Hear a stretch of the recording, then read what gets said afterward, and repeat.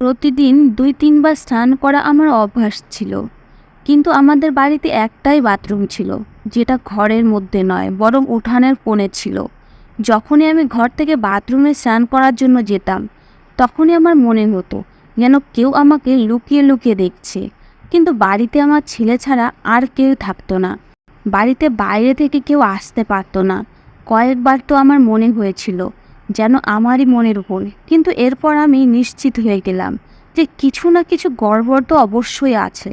কিন্তু বাড়িতে তো শুধু আমার যুবক ছেলেই আছে, আর আমি আমার ছেলের উপরে সন্দেহ করতে পারছি না। কিন্তু এরপর আমি এমন কয়েকটা ঘটনা দেখলাম যাতে ওর উপরে সন্দেহ করতে বাধ্য হলাম। এরপরে একদিন যখন ওর অনুপস্থিতিতে ওর ফোন উঠিয়ে চেক করলাম, তখন ওর মোবাইলে একটা ভিডিও দেখতে পেলাম। যখন সেই ভিডিওটা চালালাম, তখন ভিডিওটা দেখে আমার পায়ের নিচ থেকে মাটি হারিয়ে গেল। ভিডিওতে পরিষ্কার দেখা যাচ্ছিল যেন যখন আমি স্নান করার জন্য বাথরুমে ঢুকতাম, তখন ও আমার নাম বিশাখা। আমি সারা জীবন নিজের স্বামীর সাথে খুব ভালোভাবে কাটিয়েছি। আমার বিয়ে খুব কম বয়সে হয়েছিল। বিয়ের পরপরই আমার ছেলে হয়। আমি আমার ছেলের থেকে শুধুমাত্র ১৬ বছরেরই বড়। এই কারণে খুব বেশি বয়স্ক মনে হতো না। কিন্তু আমার ছেলে যুবক হওয়ার পরেই আমার স্বামী এই দুনিয়া থেকে চলে যান। তাই এখন বাড়িতে সমস্ত দায়িত্ব আমার ছেলের উপরে এসে পড়ে। ও আগে কখনো কোনো কাজ করেনি। ও তো আনন্দ ফুর্তিতেই নিজের জীবন কাটিয়েছিল। ও ভাবতো সারা জীবন আমার বাবা চাকরি করতে থাকবে আর আমি আনন্দ ফুর্তি করেই জীবন কাটিয়ে দেব। কিন্তু এই দুর্ঘটনা ঘটার পরে ও যেমন তেমন ভাবে সংসার চালাচ্ছিল। আমাদের বাড়ি খুব একটা বড় ছিল না। বাড়িতে শুধু ২টা মাত্রই রুম ছিল, কিন্তু বাইরের উঠোন অনেক বড়। এই বাড়িটা অনেক আগেই বানানো। তখন বাড়ির মধ্যে বাথরুম বানানো হতো না। অনেক পরে আমার স্বামী বাড়ির উঠানে ছোট্ট দেখে একটা বাথরুম বানিয়েছিল, যেটা একদম উঠোনের কোণে ছিল। কিন্তু এটা তবুও ভালো যে বাড়িতে কমপক্ষে বাথরুম তো তৈরি হয়েছে। না হলে বাইরে বাথরুমে যেতে আমার খুব অদ্ভুত লাগতো। আর এমনিতেও এখন সেই যুগ নেই যে কেউ বাইরে গিয়ে বাথরুম করবে। আমার অভ্যাস ছিল যে আমি প্রতিদিন ২-৩ বার স্নান করতাম। কিন্তু স্বামীর মৃত্যুর পর থেকে আমি যখনই বাথরুমে স্নান করার জন্য যেতাম, একদিন এমন হলো যেন বাথরুমে কেউ উঁকি দিচ্ছে। তখন আমি ভয় পেয়ে আশেপাশে তাকিয়ে কাউকে দেখতে পেলাম না। প্রথমে আমার মনে হলো এটা আমার মনের ভুল, কিন্তু পরের দিনও একই রকম মনে হলো। এতে আমি খুব টেনশনে পড়ে গেলাম। কিন্তু এই কথা আমি আমার ছেলের কাছে বলতেও পারছি না। আমার ছেলে যুবক মানুষ, ওর নাম সায়ন। ও দেখতে খুব সুন্দর, হ্যান্ডসাম ছিল। ও আগে কখনো কাজ করেনি, কিন্তু বাবার মৃত্যুর কারণে ওকে কষ্ট করতে হচ্ছে। এই কারণে ও সবসময় রেগে থাকতো। তাই আমি ওকে কিছু বলিনি। রাতের বেলা ও নিজেই আমার কাছে এসে বসলো আর বলতে লাগলো, মা আমি খুব টেনশনে আছি। এত কিছু আমি কিভাবে সামলাবো? আমরা তো মাত্র ২ জন মানুষ, কিন্তু তারপরও এত খরচ। আমি তো আগে ভাবতেই পারিনি যে বাবা এত কিছু করতো। আমি তো ভাবতাম এইসব কিছু খুব সহজ। এখন তো মনে হচ্ছে আমাদের কপাল ভালো যে বাড়ি আমাদের নিজেদের। আমি বললাম, বাবা বাড়ি তো নিজেদের, কিন্তু বাড়িতেও অনেক কাজ বাকি আছে। যদি ঠিক করানো না হয় তাহলে বাড়িও খারাপ হয়ে যাবে। ছেলে নিজের মাথায় হাত দিয়ে বসে পড়ল। এখন আমি কি দিয়ে করব? আমার কাছে একটা আইডিয়া যদিও আছে, তা হলো আমার বিয়ে দিয়ে দাও। তাহলে মেয়ের বাড়ি থেকে কিছু টাকা যৌতুক নিয়ে সেই টাকা দিয়ে আমাদের কাজও হয়ে যাবে। সাথে কোনো একটা ব্যবসা শুরু করতে পারবো। ছেলের মুখ থেকে আমি এই কথা শুনে ওকে বললাম, তোকে আমরা এরকম শিক্ষা দিইনি। আর মেয়ের বাড়ি থেকে টাকা পয়সা নেওয়া কোনো সম্মানের ব্যাপার না। তোর বাবা আমার বাবা মায়ের কাছ থেকে একটা কানাকড়িও নেয়নি, আর তুই এই রকম কথা বলছিস কোন মুখে? আমি ওকে কড়া কথা শুনিয়ে দিলাম। কারো মেয়েকে বাড়িতে নিয়ে আসা সোজা কথা না, তার যত্ন নিতে হয়। তোর বাবা কত ভালো মানুষ ছিল, আমি ভেবেছিলাম তুই তার থেকেও ভালো মানুষ হবি। কিন্তু তুই তো এখন থেকে মেয়ের বাড়ির যৌতুকের দিকে নজর দিয়ে রেখেছিস।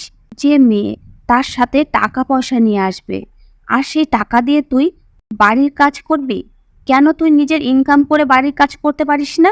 ছেলে আমার এই কথা শুনে খুব খারাপ পেল। সত্যি তো ওর খারাপ লাগাই উচিত। ও বলতে লাগলো, মা সংসারে খরচ খুব বেশি হচ্ছে, তাই আমি তোমাকে আমার মনের কথা বলেছিলাম। কিন্তু তুমি তো আমাকে এত লম্বা চওড়া ভাষণ শুনিয়ে দিলে। ঠিক আছে, দিও না আমার বিয়ে। আমি বললাম, তোর বিয়ে তখনই দেবো যখন তুই কোনো পার্মানেন্ট চাকরি করবি। ও বলল, আজকাল পার্মানেন্ট চাকরি পাওয়া যায় না, তার জন্য কিছু জোগাড় লাগাতে হয়। এটা বলে ও ওখান থেকে চলে যাচ্ছিল। আমি বললাম, এই জোগাড় জিনিসটা কি? ছেলে বলতে লাগলো, এই জোগাড় মানে শর্টকাটে পয়সা কামানো। আমি বললাম, এভাবে কখনোই কিছু হয় না, কষ্ট করতে হয়। পরের দিন আমার কাছে আমার এক বান্ধবী এলো। সে এসেই বলল, তুই সায়নকে কিছু বলছিস না কেন? ও যাদের সাথে চলাফেরা করে তারা একদমই ভালো না। তুই জানিস এর এক বন্ধু কি করেছে?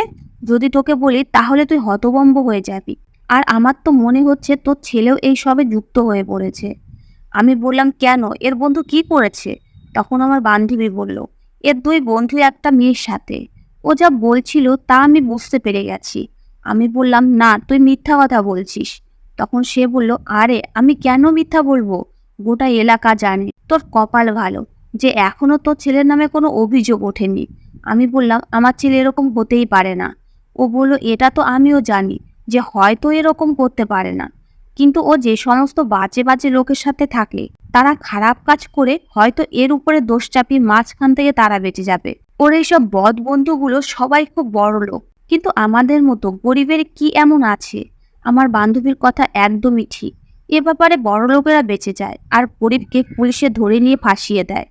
এখন আমার মনে হচ্ছে এই কারণে আমার ছেলে এরকম কথা বলছিল, যে ওর জোগাড় লাগবে। এই জোগাড় জিনিসটা কি? আরও এই রকম কথা কোথা থেকে শিখেছে? যাই হোক, আরও কিছুক্ষণ গল্পগুজব করে আমার বান্ধবী চলে গেল। পরের দিন আমি সকাল সকাল স্নান করার জন্য বাথরুমে গেলাম। স্নান করার সময় আমার মনে হচ্ছিল কেউ যেন আশেপাশে দাঁড়িয়ে আছে। মুখে সাবান লাগিয়ে রেখেছিলাম, সেই কারণে চোখ খুলতে পারিনি। কিন্তু আজকে তো সমস্ত সীমা পার হয়ে গেল, কারণ আমি যেন কারো নিঃশ্বাসের শব্দ শুনলাম। আমি ঘাবড়িয়ে গিয়ে মুখ ধুয়ে তাড়াতাড়ি করে কাপড় পরে বাইরে বেরিয়ে এলাম। যখন বাইরে বেরিয়ে এলাম তখন সামনে আমার ছেলে দাঁড়িয়ে। ওকে দেখে মনে হচ্ছিল যেন কোথা থেকে দৌড়ে এসেছে। ও বলতে লাগলো, কি হয়েছে মা, তোমাকে চিন্তিত লাগছে যেন? আমি বললাম, আমার থেকে তো তোকে বেশি চিন্তিত বলে মনে হচ্ছে। কি হয়েছে রে? তখন ও বলল, না তেমন কিছুই না। তুমি বলে তোমার কি হয়েছে? আমি ওকে কিভাবে বলতাম, তাই আমি ওকে জিজ্ঞেস করলাম, যখন তুই বাইরে থেকে এলি তখন এখান থেকে কাউকে বাইরে বেরোতে দেখেছিস? ও বলল, না, কাউকে দেখিনি।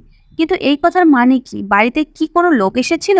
এই বাড়িতে কোনো অপরিচিত লোক আসার মানে তুমি বুঝতে পারছো কি? যদি এরকম হয় তাহলে আমি তাকে জিন্দা ছাড়বো না। আমি বললাম, প্রথমে পুরো কথা তো শোন। আমার এরকম মনে হচ্ছিল যেন কেউ আশেপাশে দাঁড়িয়ে আছে। আমি ওকে পুরো কথা বলিনি, কেন ওকে আমার এই সমস্ত কথা বলতে লজ্জা করছিল। তখন ও বলল, না, আমি বাইরে থেকে আসার সময় কাউকে দেখতে পাইনি, না গলিতে কাউকে দেখতে পেলাম, না এখানে। তাহলে যাকে আমি অনুভব করলাম সে কে? যেই হোক না কেন, এত তাড়াতাড়ি পালাতে পারবে না। এরপরে আর একদিন এরকম হলো। যখন আমি বাথরুম থেকে বেরালাম তখন বাইরে আমার ছেলেকে দাঁড়িয়ে থাকতে দেখলাম। এরকম কেন হতো যে আমার পরিষ্কার মনে হতো কেউ যেন আমাকে দেখছে, তারপরে বাইরে বেরিয়ে ছেলে দাঁড়ানো দেখতাম। এই বাড়িতে আমি আমার ছেলে ছাড়া আর কেউ নেই, কিন্তু আমার ছেলে এরকম কিভাবে করতে পারে? আর ও তো আমার নিজের ছেলে। আমার মাথায় এই কথাটা ততক্ষণ আসেনি যতক্ষণ আমার বান্ধবী আমাকে একটা কাহিনী শুনিয়েছিল। ও এই সবই করে বেড়াতো, ওর কাছে পুরো পাড়ার খবর থাকতো। ও একদিন আমার কাছে এসে আর বলতে লাগলো, তুই জানিস ওই যে ঢালি আছে না, যার 18 বছরে একটা ছেলে আছে, ভিডিও ভাইরাল হয়ে গেছে। আমি বললাম, কীরকম ভিডিও? তখনও বলতে লাগলো, সেই রকমই ভিডিও যেগুলো আজকাল ভাইরাল হয় আর পুরো ধুম মাচিয়ে দেয়। আমি বললাম, এটা তো খুব জঘন্য ব্যাপার, ভিডিওকে ভাইরাল করলো। তখনও বলতে লাগলো, যদি তোকে বলি যে ওর ভিডিওকে ভাইরাল করে দিয়েছে তাহলে তুইও পাগল হয়ে যাবি।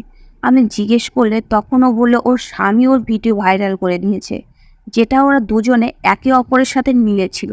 সেই ভিডিও বিক্রি করে লাখ টাকা নিয়েছে। বলেছিল যে কিছুদিন পরেই মানুষ ভুলে যাবে। কেউ যদি জিজ্ঞেস করে তাহলে আমরা বলে দেব যে এই ভিডিও নকল। আমি বললাম, এতটা ভিতরের খবর তুই কিভাবে জানতে পারলি? এটা ভিতরের না, বাইরের খবর, এসব বাদ দে। কিন্তু তুই ভাব যে কি ধরনের ঘটনা আজকাল ঘটছে। এক স্বামী নিজের স্ত্রী ভিডিও ভাইরাল করে দিচ্ছে শুধুমাত্র টাকার লোভে। তুই বুঝতে পারছিস এই সমাজ কতটা নষ্ট হয়ে গেছে? আমাদের তো আমাদের সন্তানদেরকে সামলে রাখতে হবে। আমার বান্ধবীর একটা যুবতী মেয়ে ছিল যার বিয়ে ও আমার ছেলের সাথে দিতে চাইতো, কিন্তু ও তার সাথে একটা শর্তও দিয়েছিল যে ছেলেকে আগে পার্মানেন্ট চাকরি পেতে হবে। ওর মেয়ের নাম তিতির। ওকে আমার বৌমা হিসেবে খুব ভালো লাগতো। আমি আমার ছেলের সঙ্গে একবার এই ব্যাপারে কথা বলেছিলাম। তখন ও বলেছিল, মেয়ে তো খারাপ না, কিন্তু তুমি এটাও বলছো যে ওর মা শর্ত রেখেছে। আর আমার এই রকম শর্ত একদমই পছন্দ না। ওরাও তো আমাদের মতোই গরিব। আমাদের কোনো বড়লোক বাড়ির মেয়ে নিয়ে আসা উচিত। আমি ওকে এই রকম কথা না বলতে নিষেধ করলাম। কারণ গরিবের বাড়িতে গরিবের মেয়েই থাকে। বড়লোকের মেয়েরা গরিবের বাড়িতে টিকতে পারে না। আমি একটা ব্যাপারে কিছুতেই বুঝতাম না, যে আমার ছেলে কবে থেকে এতটা লোভী হয়ে উঠেছে।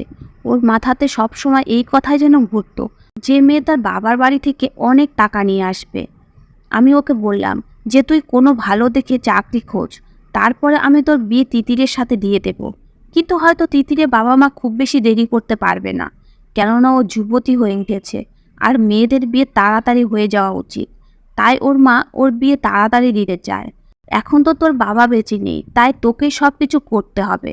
তাই এটাই সবচেয়ে ভালো হবে যে তুই ভালো দেখে একটা চাকরি খুঁজে নে। ছেলে বলতে লাগলো, চাকরি তো খুঁজেও পাচ্ছি না, কিন্তু একটা কাজ পেয়েছি যাতে অনেক কাঁচা টাকা আছে, কিন্তু কাজ কিছুটা বেআইনি। আমি বললাম, এ কথার মানে কি? আর তুই এরকম কেন বলছিস যে কিছুটা বেআইনি? কিছুটা বেআইনি কথার মানে কি? যেটা বেআইনি সেটা সম্পূর্ণ বেআইনি হয়। আমার ছেলে বলল, মা তোমাকে তো বলে আমি ভুল করে ফেললাম, তোমাকে আমার বলাই উচিত হয়নি। এটা বলেই ও বাড়ি থেকে বেরিয়ে কোথাও চলে গেল। আমি ভাবতে থাকলাম ও কি কথা বলছিল। আমার তো মন খুঁতখুত করতে থাকলো, কেননা আজকাল এরকম ঘটনা খুব বেশি হচ্ছে, যে কোনো যুবক ছেলে ও যুবতী মেয়েকে নিজেদের কথার জালে ফাঁসিয়ে খারাপ কাজ করানো হচ্ছে। আমাদের পাড়াটা অনেক বড়, এখানে অনেকগুলো কলোনি আছে। আর আমার বান্ধবীর কাছে সব কলোনির সমস্ত খবর থাকতো। ও মাঝে মাঝে আমাকে বিভিন্ন কথা বলতে থাকতো। আর আমি টেনশনে থাকতাম যে আমারও একটা যুবক ছেলে আছে, ও আবার উল্টোপাল্টা কিছু করে না বসে। যখন আমার বান্ধবী আমাকে বলেছিল যে স্বামী নিজের স্ত্রীর ভিডিওকে ভাইরাল করে দিয়েছে, তখন আমার মনে এরকম ভয় হতে লাগলো যে আমার সাথেও কি এরকম করতে পারে। না হলে যখন আমি স্নানে যাই তখন কেউ বারবার কেন আমাকে দেখে? এরকম হচ্ছে না তো যে কেউ আমার ভিডিও বানাচ্ছে আর আমি জানতেই পারিনি? এই কথা ভেবে আমার অন্তরাত্মা অব্দি কেঁপে উঠেছিল। আমি একজন সাদাসিধে মহিলা, এখন এই বয়সে যদি আমার সাথে এরকম কিছু হয়ে যায় তাহলে আমি কি করব? যদি আমি যুবক ছেলেকে কথা বলতাম আর যদি ও জানতে পারতো যে এইসব কে করছে, তাহলে যুবক ছেলে নিজের ইমোশনের উপর কন্ট্রোল করতে পারতো না, আর হয়তো যে কোনো কিছুই করে ফেলতে পারতো। এখন আমি একটু শান্তিতে থাকতে পারছি না। যখন এইসব কথা ভাবতাম তখনই খুব ভয় পেতাম। আমাদের বাড়ির বাথরুমটা একদম উঠোনের কোনায় ছিল, আর বাথরুমের বাইরের দেওয়ালের পরে গড়ি। বাথরুমের বাইরের দিকে দেওয়ালে আলো আসার জন্য একটা ফাঁকা জায়গা ছিল। সেটা এতটা উঁচুতে ছিল যে সেখানে দিয়ে বাইরের কিছু দেখা যেত না। এই কারণে আমরা ওর উপরে কখনো পর্দা লাগাইনি, আর না তো কোনো জালি লাগানো ছিল। এখন আমার মন টেনশনে ছিল, তাই আমি স্নান করার আগে ওই ফাঁকা জায়গায় আমার কাপড় রেখে দিলাম, আর এমনভাবে রাখলাম যাতে কেউ দেখতে না পায়। কিন্তু আমি যখন স্নান করে বাইরে বের হলাম তখন এটা দেখে অবাক হয়ে গেলাম যে কাপড় সে জায়গাটা থেকে সরে গেছে। এখন তো আমার মনে অদ্ভুত ভয় হতে লাগলো। আমার কান্না পাচ্ছিল যে আমার সাথে এসব কি হচ্ছে। আমি তো কখনো কারো ক্ষতি করিনি, এখন জিনিসটা হাতের বাইরে চলে গেছে। এর মানে কেউ না কেউ তো আছে যে আমার সাথে এইসব কিছু করছে। কিন্তু এটাও ভাবার মতো ব্যাপার যে বাইরের কোনো লোকের পক্ষে এটা কিভাবে জানা সম্ভব যে আমি কখন স্নান করতে যাই। কারণ আমি বিভিন্ন দিন বিভিন্ন টাইমে স্নান করতে যেতাম। কখনো কখনো আমি সকালে স্নান করতাম, আবার কখনো কখনো দুপুরে, কখনো সন্ধ্যায় খাবার রান্না করার পরে, আবার গরমের সময় দিনে 2-3 বার স্নান করতাম। কেননা আমার খুব বেশি গরম লাগতো, আর আমার পরিষ্কার পরিচ্ছন্ন থাকার শখ ছিল। এরকম হয় কিছু লোকের শখ থাকে বারবার স্নান করা, নিজেকে পরিষ্কার পরিচ্ছন্ন করে সেজে গুজে থাকা।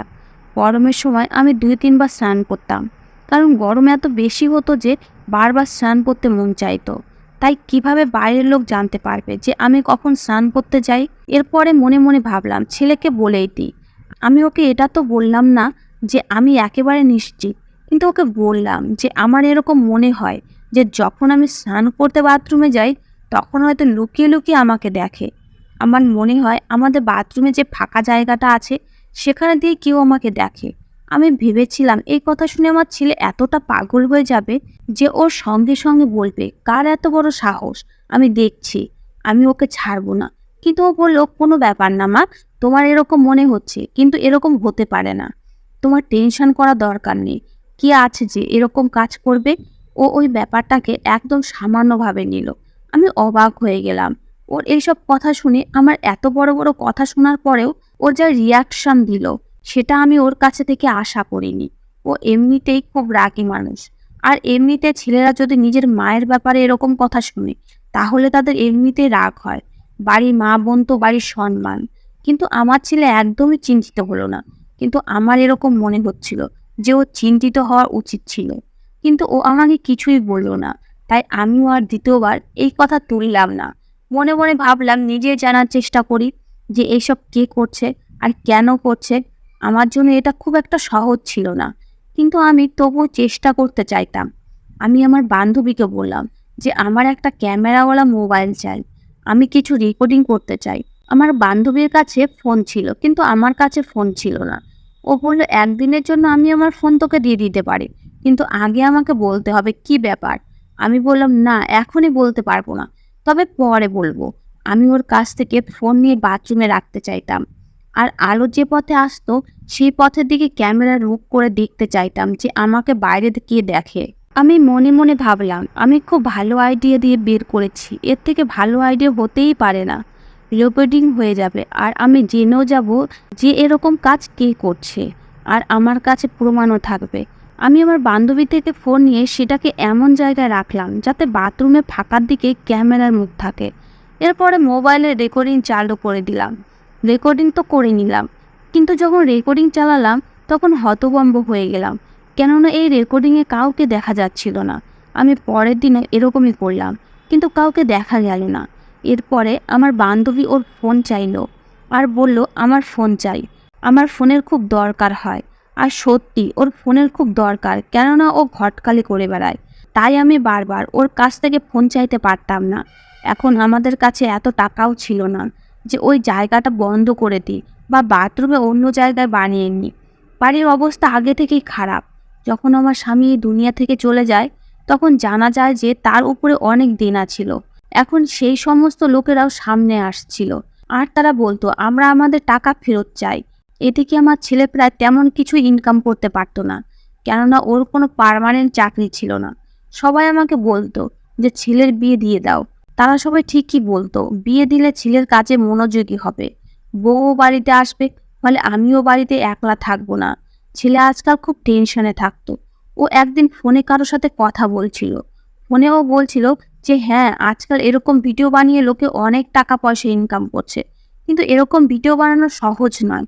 ওর বন্ধু বলছিল কিন্তু একবার ভিডিও বানাতে পারলে খুব ভাইরাল হয়। আবার পরে একটা ভিডিও এলে লোকে আগের ভিডিও ব্যাপারে ভুলে যায়। কথা তো ঠিকই আছে, কিন্তু আমি এরকম কিভাবে করতে পারি? আমার এই সব কিছু ঠিক মনে হচ্ছে না। আমি ছেলের কথা শুনে হতবাক হয়ে গেলাম। এখন এটা কোনো সিনেমা বা নাটক হচ্ছে না যে যে সোজাসুজি সব কথা বলবে। তাই তো আমি তেমন কিছু বুঝতে পারলাম না। ও সেই কথা বলছে না তো যেটা আমার মাথায় ঘুরছে। যদি একজন স্বামী পয়সার লোভে নিজের স্ত্রীর ভিডিও ভাইরাল করতে পারে, তাহলে এক ছেলে কি টাকার লোভে নিজের মায়ের ভিডিও ভাইরাল করতে পারে না? যদি এটা না হয় তাহলে এই কথা কেন বলছিল? ওদের কি বলার মতো আর কোনো কথা ছিল না? কেননা জিনিসটা পারফেক্ট হওয়ার কথা বলছিল। হয়তো ও অন্য ধরনের কাজ করত। এমনিতে ও তো একটা গাড়ির শোরুমে কাজ করত, আর তাতে দিন শেষে অল্প কিছু টাকাই পেত। এটা কোনো পার্মানেন্ট কাজ না। তাহলে ও এরকম কথা কেন বলছিল? ওর কি কারো সাথে কথা বলার জন্য কি অন্য টপিক ছিল না? যখন ও ফোন কাটলো তখন আমি ওর কাছে গেলাম আর ওকে বললাম কার সাথে কথা বলছিলি আর কার ভিডিও বানিয়ে ভাইরাল করবি? তুইও কি ওই ঢালের মতো করবি যে নিজের বউয়ের ভিডিও ভাইরাল করেছে? আমার কথা শুনে ছেলে হতবাক হয়ে বলল, মা তুমি এ কীরকম কথা বলছো? কোথাকার কথা কোথায় জুড়ে দিচ্ছ? তোমার কি মাথা খারাপ হয়ে গেছে? আমি আমার বন্ধুর সাথে এমনি কথা বলছিলাম।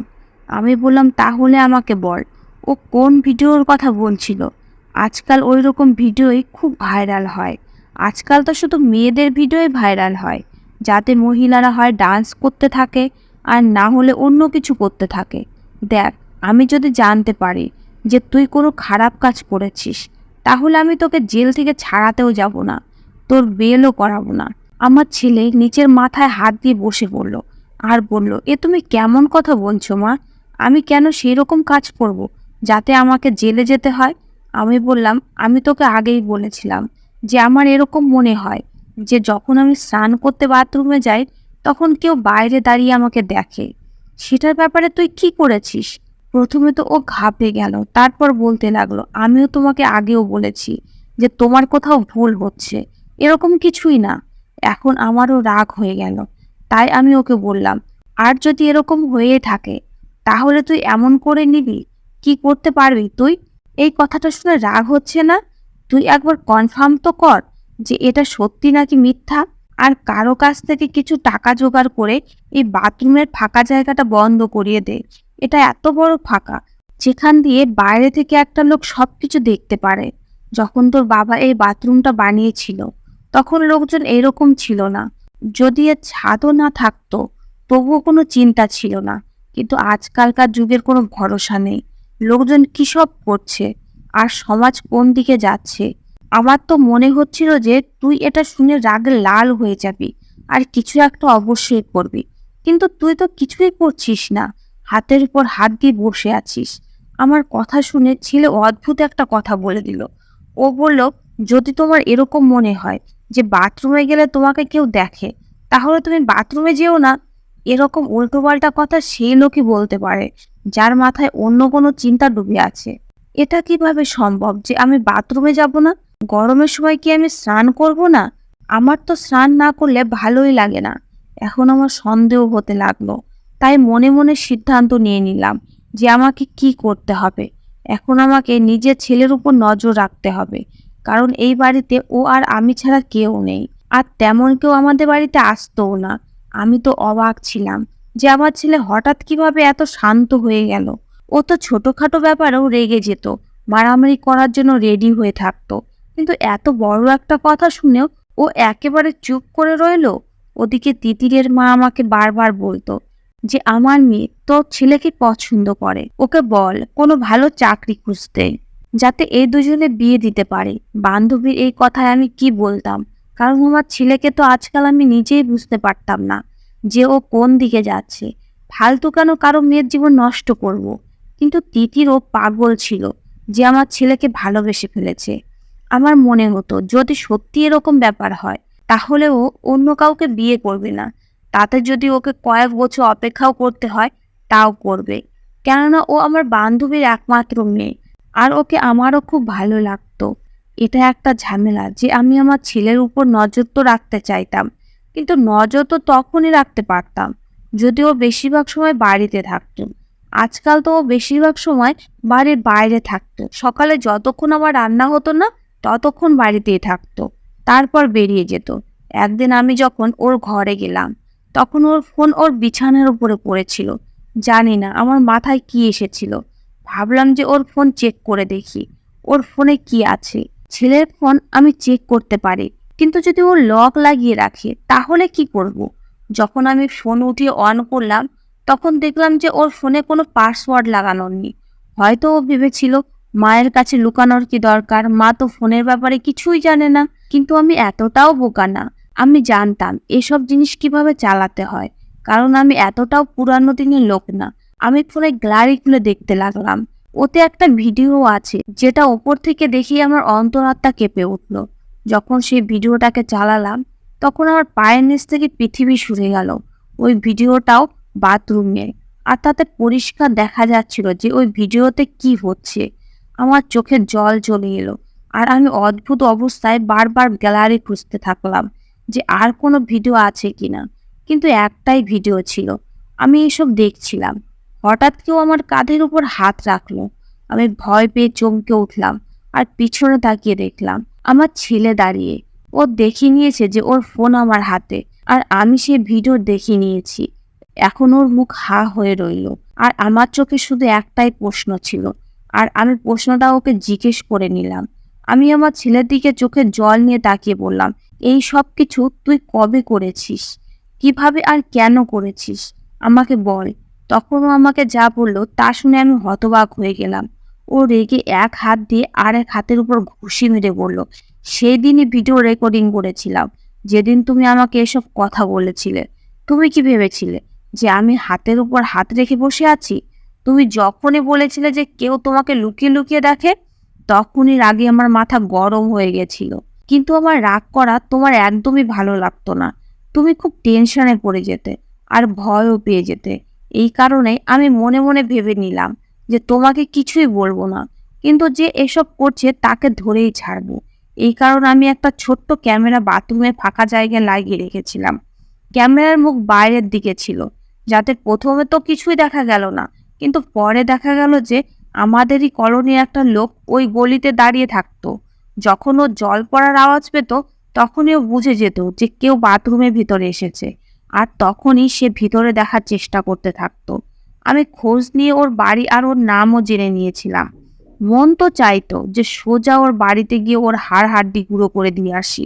যখন নিজের বন্ধুর সাথে কথা বললাম, তখনও বলল এতে কিছুই হবে না, হতে পারে ও তোর মায়ের ভিডিও বানিয়ে নিয়েছে যেটা ওর কাছে আছে। প্রথমে আমাদের ওর কাছে সমস্ত ভিডিও ডিলিট করতে হবে। ওর সাথে কথা বলছিলাম, তখনই ও এটাই বলছিল যে আজকাল এরকম ভিডিও বিক্রি হয়, তখনই তুমি আমাদের কথা শুনে নিয়েছিলে। আমি কলোনির কিছু ছেলের সাথে কথা বলেছি ওকে হাতে নাতে ধরার জন্য।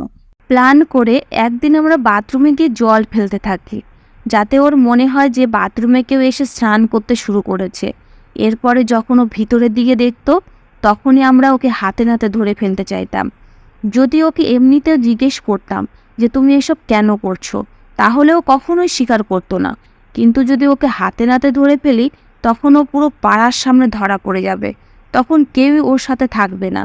তোমার কাছ থেকে প্রথমেই কথা শুনে তোমার থেকে বেশি রাগ আমার হয়েছিল, তোমার থেকে বেশি অস্থির আমি ছিলাম ওকে সোজা করার জন্য।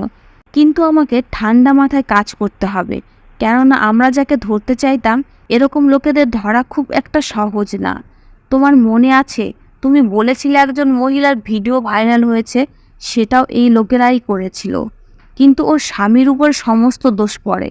কিন্তু কোনো স্বামী নিজের স্ত্রীকে নিয়ে এরকম করতে পারে? এটাও তো চিন্তা করার মতো ব্যাপার। কিন্তু পাড়ার লোকেরা বলার মতো কিছু যদি পেয়ে যায়, তাহলে সেই কথা তারা নিজেদের মতো করে কাহিনী বানিয়ে নেয়। তারা আগে পিছনে কিছুই ভাবে না। এই লোকটাও আমাদের পুরো এলাকার সবচেয়ে খারাপ লোক, আর এ আরও অনেক মেয়েকে বেইজ্জত করে রেখেছে। কিন্তু এখন আর আমার হাত থেকে বাঁচতে পারবে না। আমি মনে মনে চিন্তা করতে লাগলাম যে আমি নিজের ছেলেকে কতটা খারাপ ভেবেছিলাম, কিন্তু আমি এই কথা ওকে বললাম না। ও আমার নিজের ছেলে, কোনো সৎ ছেলে না, তাহলে ও আমার সাথে কিভাবে এরকম করতে পারে? কিন্তু আমিও কি করতাম? আজকাল এই সমাজ কোন দিকে যাচ্ছে এটা আমরা সবাই জানি, কিন্তু এখন আমার নিজের উপরে খুব রাগ হচ্ছিল। এরপরে আমার ছেলে ওর প্ল্যান মতো কাজ করলো। এরপর যখন ওই লোকটা বাইরে থেকে বাথরুমে ফাঁকাতে চোখ রাখলো, সঙ্গে সঙ্গে আমার ছেলে ওর বন্ধুদের নিয়ে লোকটাকে ধরতে গেল। লোকটা খুবই চালাক ছিল, ও সেখান থেকে পালানোর চেষ্টা করছিল, কিন্তু সবাই মিলে ওকে ধরে নেয়। এরপরে সবাই মিলে লোকটাকে উত্তম মধ্যম দিল, আর তারপরে তাকে পুলিশের হাতে তুলে দিল। ওর মোবাইল নিয়ে নেওয়া হলো, তাতে আমার কোনো ভিডিও ছিল না, কিন্তু এই মোবাইলে আরও অনেক মেয়েদের ভিডিও ছিল। পুলিশ বলেছিল যে এর উপরে তো অনেক রকম কেস হবে, আপনারা এর নামে FIR করে দিন, আর একে ছাড়বো না। এখন আমি বাথরুমে এই ফাঁকাটা বন্ধ করে দিয়েছি। ছেলেও চাকরি পেয়ে গেছে, আর ওর বিয়ে আমি তিতিরের সাথেই দিচ্ছি। ওর গায়ে হলুদ হয়ে গেছে, কয়েকদিন পরে বিয়ে হবে। এখন আমি মাঝে মাঝে ভাবি আর আমার নিজের উপরে রাগ হয়, আমি কোথাকার জিনিস কোথায় নিয়ে গিয়েছিলাম। এই সব কিছু আমার বান্ধবীর কারণে হয়েছিল। ও লোকেদের কাহিনী শুনিয়ে বেড়াতো। এখন ওর মেয়ে আমাদের বাড়িতে বউ হতে চলেছে, কিন্তু ওর মেয়ে একদমই ওর মতো না। যদিও আমার বান্ধবী খারাপ না, কিন্তু ওর এর কথা ওকে বলে বেড়ানো আমার ভালো লাগতো না। আমার নিজের ছেলে কখনোই আমার সাথে এরকম করতে পারে না, কিন্তু আমার বান্ধবী আমার মাথায় এমন সব বাজে কথা ঢুকিয়ে দিয়েছিল যে আমি নিজের ছেলের সম্বন্ধে জঘন্য কী সব ভেবেছিলাম। আমি কিভাবে এটা ভুলে গেছিলাম যে আমি নিজের হাতে করে আমার ছেলেকে বড় করেছি। আমি কখনোই ওকে এরকম শিক্ষা দিইনি। কিন্তু এটাও সত্যি যে আমাদের সমাজে এরকম ঘটনা ঘটেছে। এখন বন্ধুরা তোমরা বলো যে তোমাদের জীবনে কখনো এরকম কিছু হয়েছে নাকি? ওই লোকটা অনেক মেয়ের সাথে এরকম করছিল। পুলিশ এখনও ওকে ছাড়েনি, কেননা ওকে বাঁচানোর মতো কেউ ছিল না। পুলিশের লোকেরা বলেছিল এ হলো জামাই যে শ্বশুর বাড়িতে এসেছে, এখন এখান থেকে খুব ভালো করে আদর যত্ন খেয়ে যাবে, আর ওর শাস্তি তো হবেই, কারণ মেয়ে বউয়ের সম্মান নিয়ে খেলা খুবই জঘন্য কাজ। কিন্তু আমি যা করেছি সেটাও ভালো না। কপাল ভালো যে আমার ছেলে এটা জানতে পারেনি, না হলে সারা জীবন ও নিজের মায়ের ব্যাপারে কি ভাবতো। আমার এই ভিডিওটা বানানোর উদ্দেশ্য শুধু এটাই যে আপনারা সবাই সাবধানে থাকবেন, কারণ এখনকার সময় ভালো না। ধন্যবাদ বন্ধুরা।